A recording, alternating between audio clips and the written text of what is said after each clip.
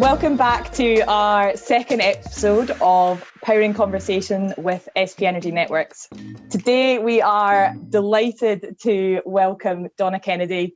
Donna is obviously a bit of a hero in the Scottish rugby world, and we're absolutely delighted to have her on. So welcome, Donna. How are you today? I'm doing fine, Rachel, and thank you for inviting me on.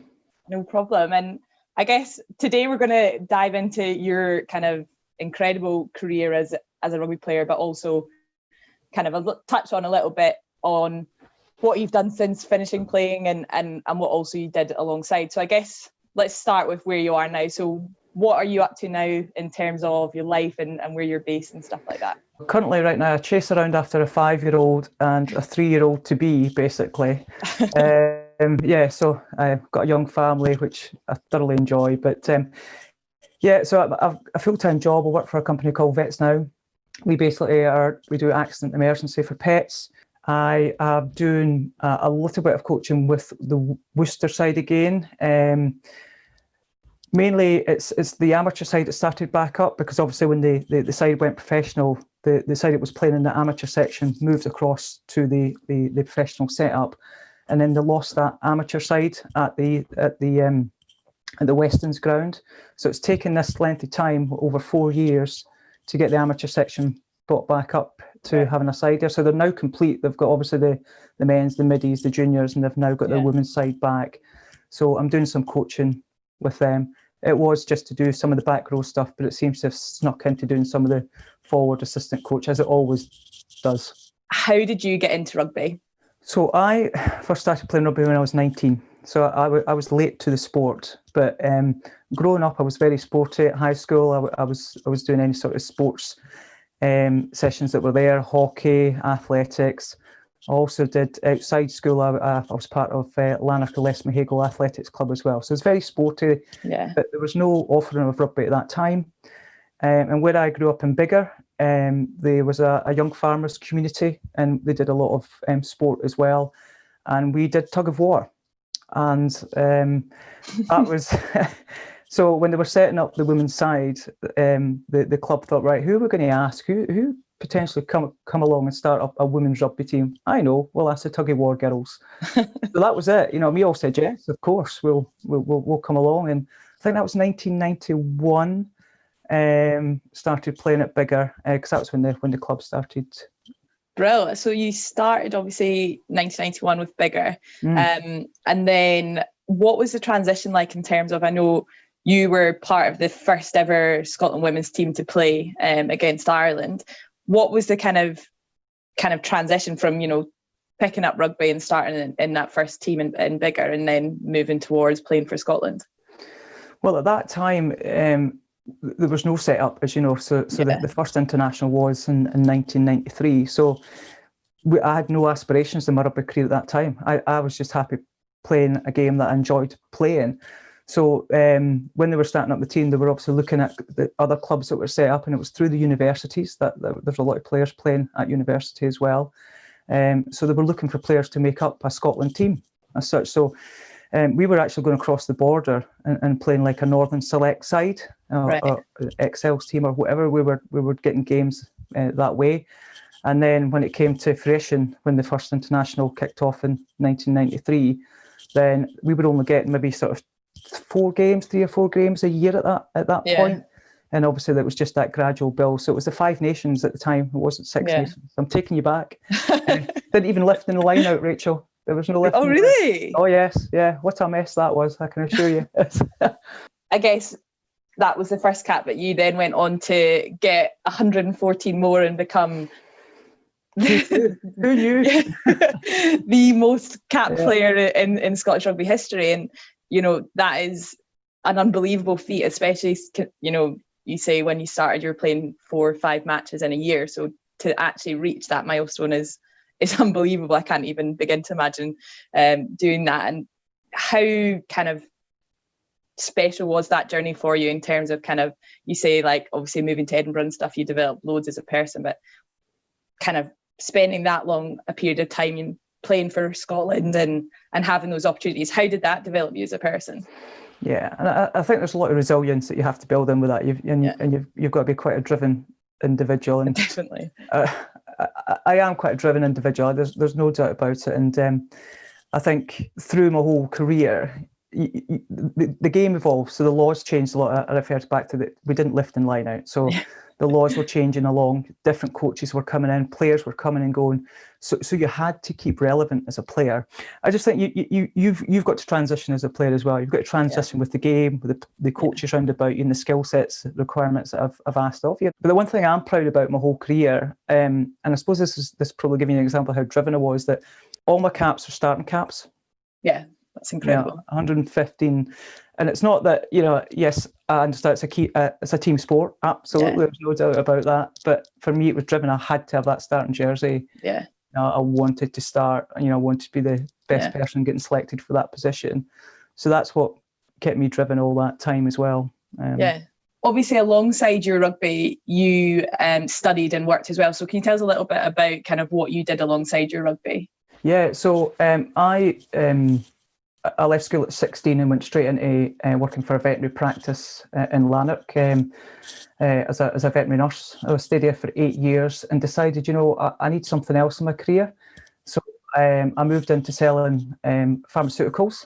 So I became a sales rep, travelling all over Scotland, also covering Northern Ireland as well. Yeah. So I was very lucky in my whole career. It's all been in the veterinary sector. Yeah. It's been 31, nearly 32 years, so a long time. Yeah. They were fully supportive of me. I was always known as Donna, the rugby player. Yeah. And any employer I worked for, I was always given my time off to do my rugby. And I know I was lucky in that respect, because there was a lot of players who were teachers, and in other employers they had to take their holiday or take unpaid leave to play for their country, and I'm glad that that's not the case now. But I was just lucky in that respect, because of the sector that I worked in. The support that I had was fantastic. How do you feel when you kind of see, the first professional player, for example, and how things have moved forward with Scottish rugby? I do think things are relevant in the time that you play. Yeah. And I think so. It had to start somewhere, and I'm very proud to be part of that foundation. For women's rugby in Scotland, and women's rugby as a whole, basically, not just in Scotland. But yeah, maybe I wish I was 20 years younger, because I'd love to be getting paid to play, for the sport that I loved for so many years. But yeah, as I say, it's all relevant. And when I heard that, Jade, was the first professional rugby player, I think that was just a great commitment by Scottish Rugby at the time, and the support in the back end, and just to get that off the ground, I thought it was fantastic. Tell us a little bit about kind of, I guess, how you got into coaching and the kind of experiences you've had through that. Yeah, so I was doing some stuff for Scottish Rugby. So I was doing under-20s when we had under-20s at the time. And I was still, when I retired in 2010, I was still playing at Worcester. Yeah. So maybe I was a sort of player coach. I sort of dabbled. It was sort of break glass in case of emergency type thing on the bench. Come on if we didn't have enough players. But I quickly realised that, you have to, player coach is a difficult thing to do. So, and I knew I was broken, and I had to break the ties at some point to stop playing. Yeah. So I fully committed into doing the coaching at Worcester. But I took a step back when the game became professional. Yeah. Because the whole structure was changing. Quite rightly too, because I'm looking for full-time coaches. Yeah. And with me having my full-time job, young family, coaching's never been my career. Yeah. Coaching for me is always about giving something back to the game. Yeah. I've got so much from the game for so many years. I just wanted to give something back. And if I could help one or two players, then that's fantastic. It was never going to pay the mortgage for me. That's not what it was about, basically. So I took a step back for maybe 2 or 3 years, it would have been. And I moved to a small village just outside Worcester, and I was out dog walking one day, and this lady came up and said to me, "Oh, I hear you're Donna Kennedy." And I was like, "Oh my God." Yes. That's when you know you're big time, getting spotted on dog walks. Exactly. Yeah. And she said, "Look, we've got a touch team down at Pershaw.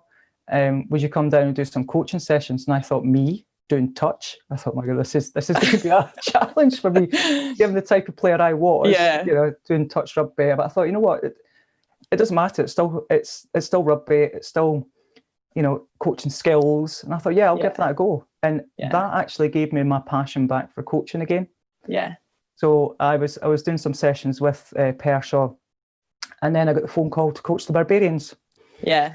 So that was fantastic when you get a phone call, Fiona Stockley asking you if you want to coach with Anna Richards and go out to America. Well, I'll tell you, I didn't have to think twice about that one. That was a quick answer to make that happen. So I was privileged to go out and coach with the Barbarians, and that was a phenomenal experience to be part of that.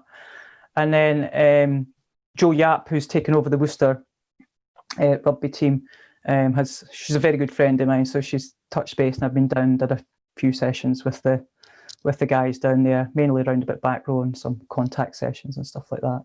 And then, as I said earlier, just moving back into helping with the amateur setup in the Worcester side. So cool. So it's gradually creeping back, Rachel. Yeah, I was going to say, you sound like you're almost going full-time coaching again. It's creeping back again. Yeah. Yeah, I guess when, like you say, you've come through from such a young age doing so many sports, it's hard to stay away, I can imagine. Well, when you play for such a long time, and when I retired, well, as you know, I tried to retire in 2006. Yeah, I was going to ask you about that, actually. There's a standing joke. I think I'll go back 2 or 3 times. So I talk about that great break glass in case of emergency. But I just, I still was fit, and I wanted to still keep playing. So that was the reason I came back. But knowing when it finally stopped in 2010, there was a huge void in my life. Yeah. I lost a bit of my identity. Yeah. In fact, a huge part of my identity.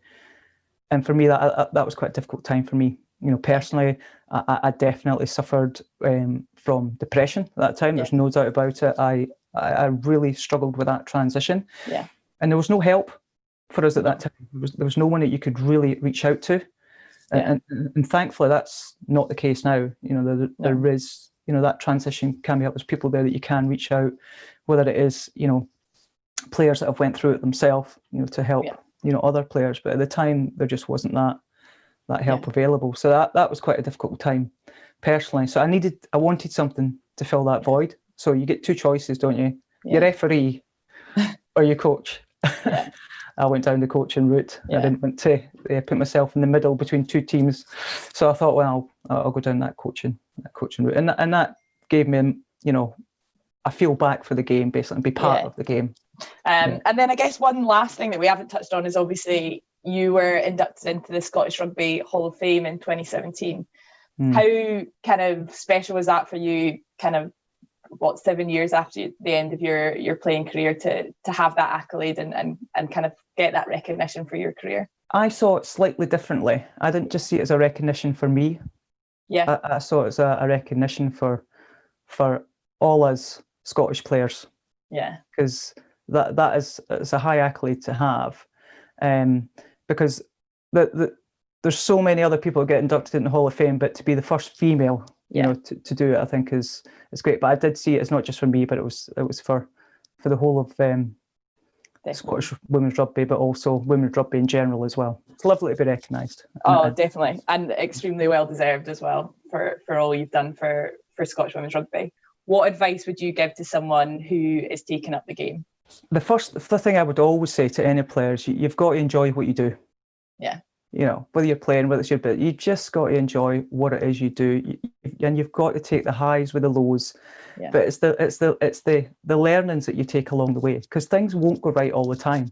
Definitely, you can't be perfect all the time. If I'm talking international rugby, I've always said the true test of an international player is how quickly you can recover from the mistakes that you make, because you don't have time on the pitch to dwell on it. So you just have to, get over it. So I think you've got to accept and learn from some of the stuff that doesn't go wrong. You can't be perfect all the time, but enjoy every minute of it and soak up. And I think, again, if it is accessible to a lot of young players, is find a mentor, because there is a lot of older players out there, or I shouldn't say older, ex-players out there that would be more than happy to set up, help mentor, some players, whether it be anybody that's in the international setup or, in a club setup.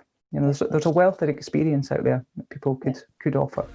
thank you so much for coming on, Donna. That has been so inspirational for me, and I'm sure it will be for everyone listening to hear a little insight into such an incredible career and someone who's done so much for women's sport, but in particular Scottish women's rugby.